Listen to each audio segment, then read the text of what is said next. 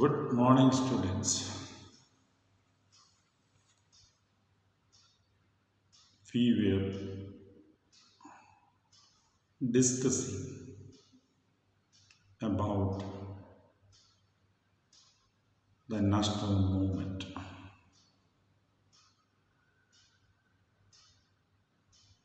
Yesterday, we had discussed about the arrival of Simon Commission.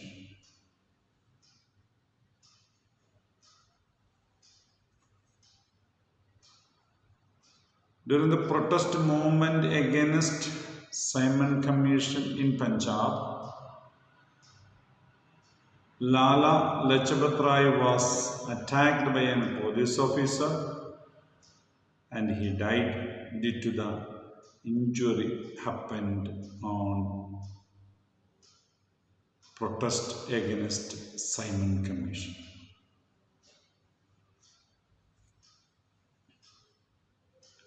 Now, after the Simon Commission's event,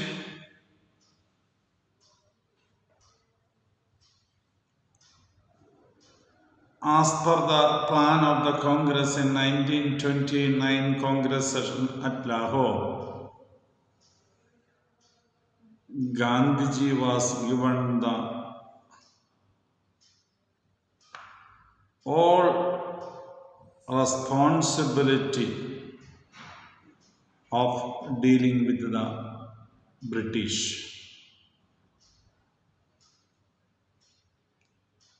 So the Congress decided to launch civil disobedience movement. Civil disobedience means disobey the rules and regulations. You know, every citizen is bound to pay taxes.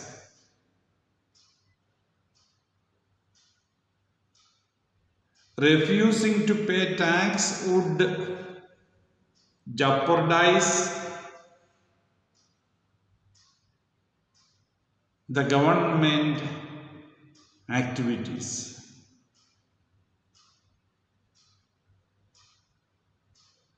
There is a difference between non-cooperation movement and civil disobedience movement.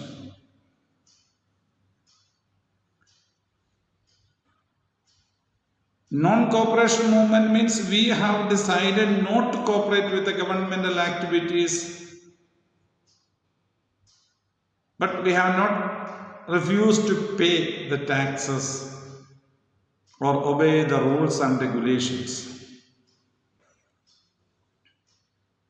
When it comes to civil disobedience movement, we have openly told we are going to disobey the rules and regulations of the British government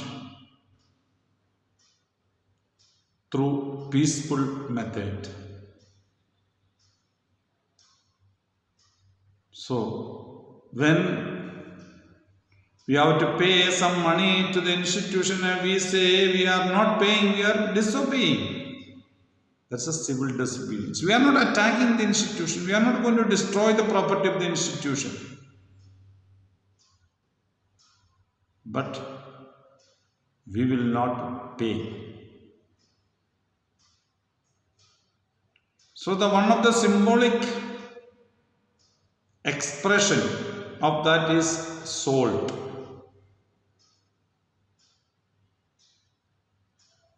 British government had made the law that salt production and distribution and selling is the monopoly of British government. No citizen, no other individual is permitted to collect the salt and sell it in the market.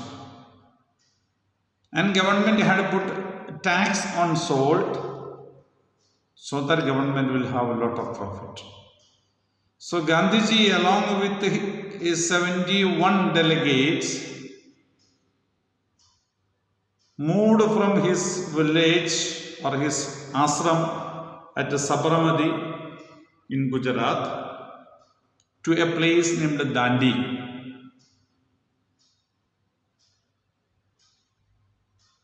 So walked average 10 kilometers. 240 kilometers were there, walked and reached Dandi, took the salt that was available on the beach, because it was collected, and told the people who were along with them, take the salt and go, carry the salt. In the beginning of my videos earlier, I had given you how the salt is prepared in the beach sides. So that was a symbolic expression of disobeying the salt law. Gandhiji was arrested. And different parts of India, the same movements were held. Most of the leaders were arrested. And many of other leaders were arrested during the first Independence Day celebration on 26th January. So all over India, confusion, chaos, problems were there for the British government. So British government called Gandhiji for a discussion. Lord Irwin was the Governor General. And British had before that held a round table conference in London.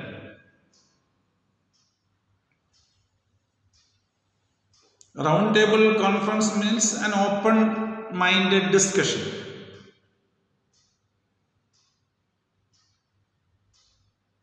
Since Indian National Congress was banned organization due to civil disobedience movement and Independence Day celebrations, it did not participate in the round table conference. From India, Muslim League had gone, Hindu Mahasabha had gone, representatives of the princes had gone, and ultimately Hindu Mahasabha and Muslim League were fighting each other, and no result came out. In the second round table conference, British government requested Congress to participate in this round table conference after the Gandhi-Irwin Pact, and as per the Gandhi-Irwin Pact, all the members who were arrested and put in jail for civil disobedience movement would be released, except those who have destroyed the properties of the British government and attacked the British government officials. And Indian National Congress agreed to participate in the in the round table conference, second round table conference, which was held in 1932. Gandhiji went to participate. But it was also failure because there was no consensus among the members or delegates who have gone from India from different organizations. Again, Gandhiji came back and relaunched the civil disobedience movement, but it had lost its steam.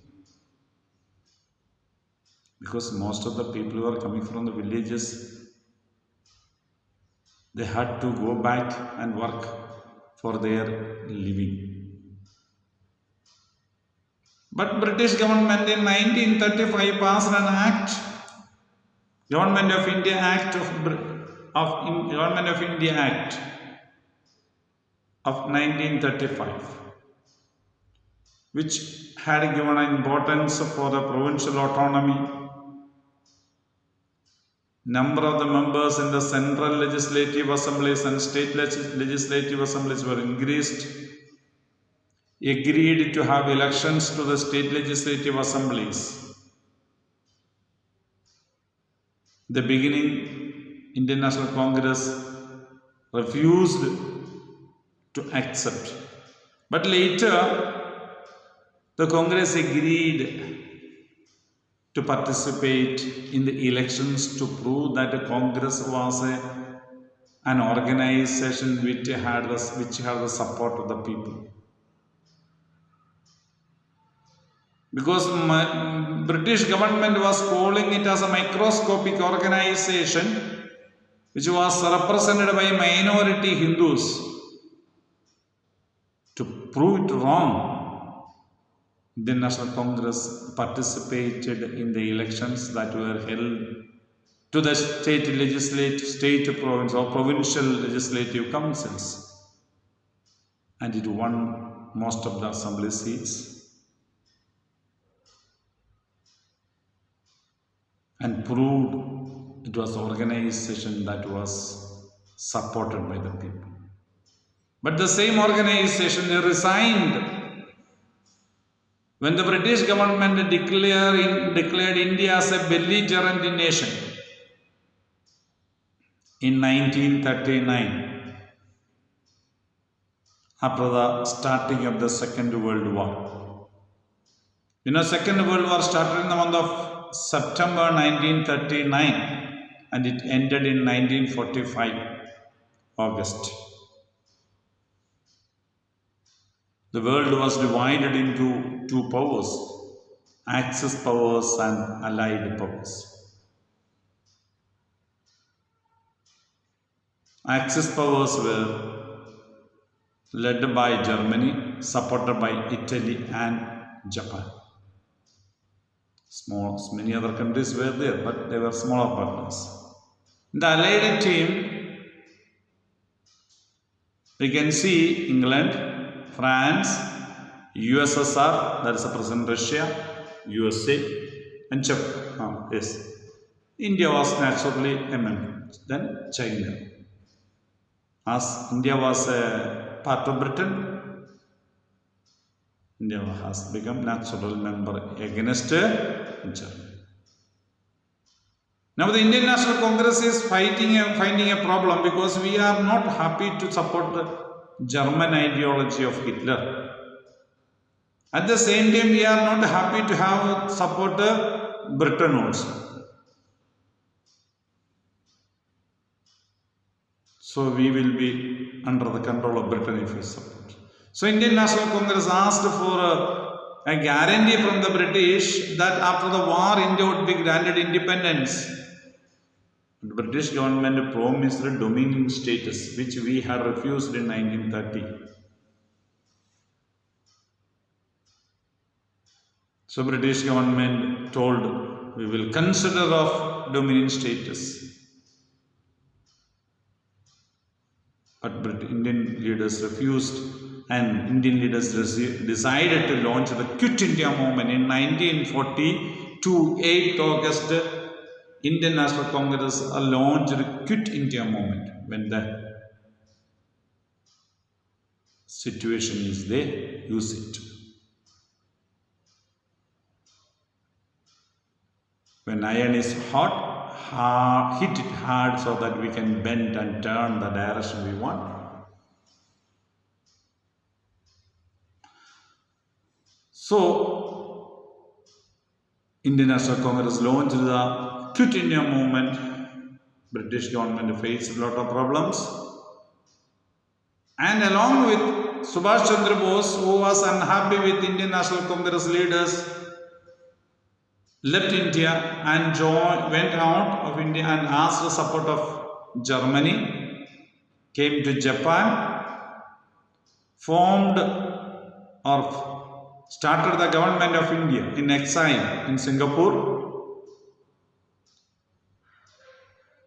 supported Indian National Army, took the leadership of Indian National Army and came to northeastern part of India to fight against India. But they were defeated in Kohima area. Their tombs are there. They are buried in Nagaland area, Kohima. So I had been to there. So that is a locality.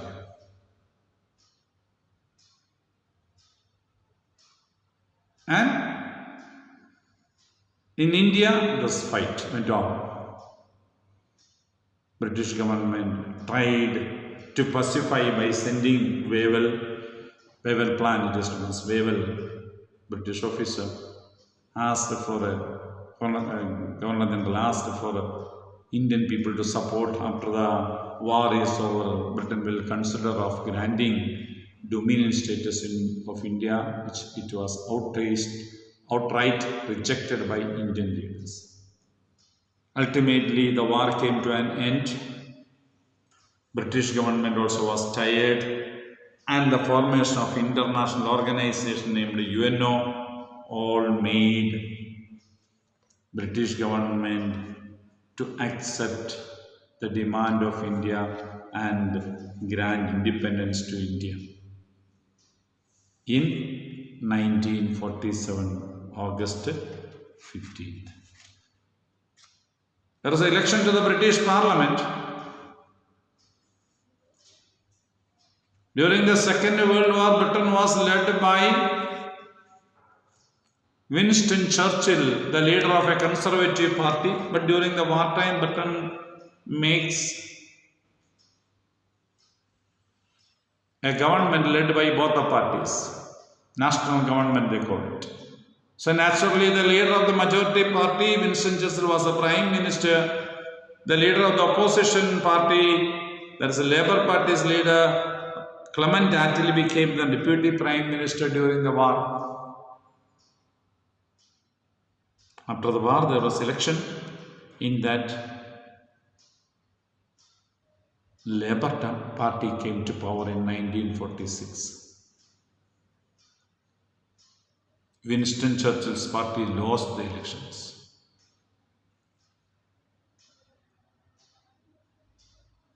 That is England. So the new government that came into existence promised to grant independence to India. In the month of June 1947, Lord Mountbatten was appointed. March. Lord Mountbatten was appointed as the Governor General of India and decided the handing over of the power. And it was done on 15th August 1947. 14th midnight, British flag was brought down and Indian flag was hoisted. Pakistan had agreed to have its independence on 14th. So Lord Mountbatten presented a matter to the British Parliament dividing India into two on the basis of religion.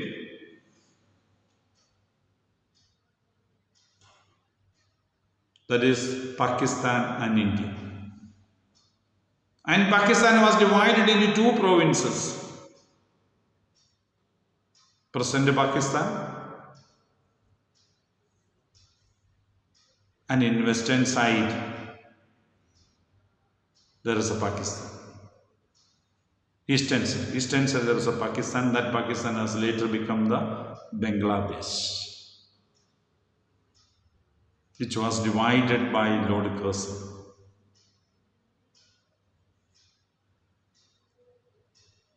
Muhammad Ali Jinnah was the leader of Muslim League, which demanded for independent country for the Muslims. Indian leaders were not ready to accept,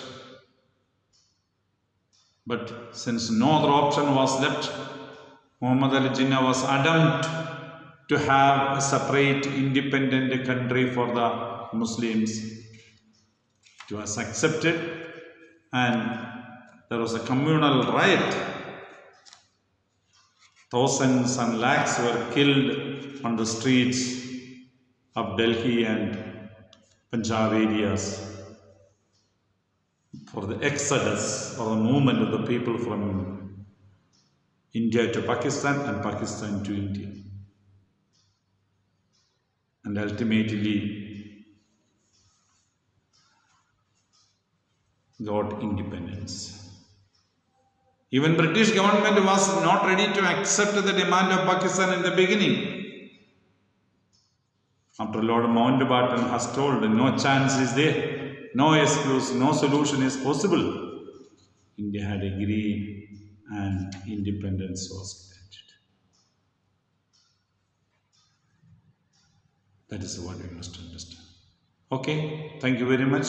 For the next chapter, we'll see next week. Thank you.